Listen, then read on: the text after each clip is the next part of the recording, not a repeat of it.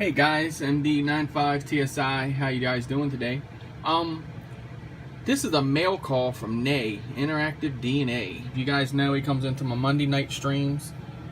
This is the crystal clear FPV that he's been talking about. So here is the Cadix Turbo camera. Really nice camera. Check out proper FPV, man. He did a real good comparison, this versus the split cam. Or run cam, something like that, the small ones. I don't mess with them, so I don't even know the actual, what they call them. So there you go, we have 2.1mm lens. The system is a NTSC 16x9, and the power is a 3.3 volts up to a 9 volt. Sorry it's shaking a little bit, I got my camera. I'm on my cell phone, so there's the camera. Really nice looking camera. Look at that lens on that thing.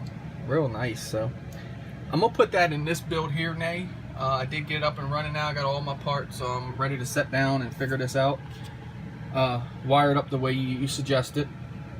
You spent your money on it. I have to at least do that for you. So here's the VTX, guys, that he sent. This is a Wolf Whoop WT5828S, and this compared with this is supposed to be a really good setup.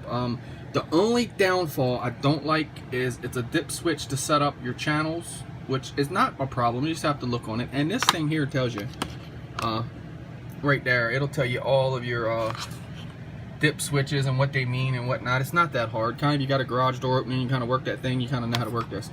Another thing I don't like is it's a 600 milliwatt only, and when you fly around others, you'll drown out. So what I will do is I will still put this on that bird. It's just when I get around others and fly, I won't use that bird. So that makes sense, you know, I don't want to drown nobody out. But anyway, check out the cables that come with. This cable here would almost, like if you hook it into your GoPro, and then you could use your GoPro as that. I know they make the module, don't get me wrong there, I understand that. But you could still use this for that if you didn't have that module. Here's another cable, I guess for like a smart hookup, some kind of plugs into your power board somehow, maybe on some flight controllers. And then here's just your standard cable, which that's what I will be using. So there you have it, guys. It's come with a 5.8 G antenna, 3 cords. You can't beat that. I do like that cord, honestly. I do like the option cords that they do give you. I do really like that. Instead of normally you're looking like this, these give you the different options. So that goes to show you what people do different with these VTXs, I guess. You know, they put them on different things. So anyway, Ney, I want to thank you, Interactive DNA. Guys, check him out. And thank you again, man. I'll get this wired up. I got the capacitor in one of my boxes here. I'll find it and go ahead and send it.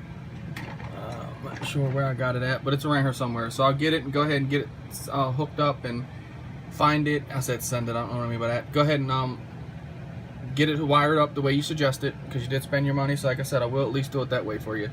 So alright, Ney, thank you so much. Interactive DNA, guys, check him out. And let's see what the footage turns out when it's all said and done.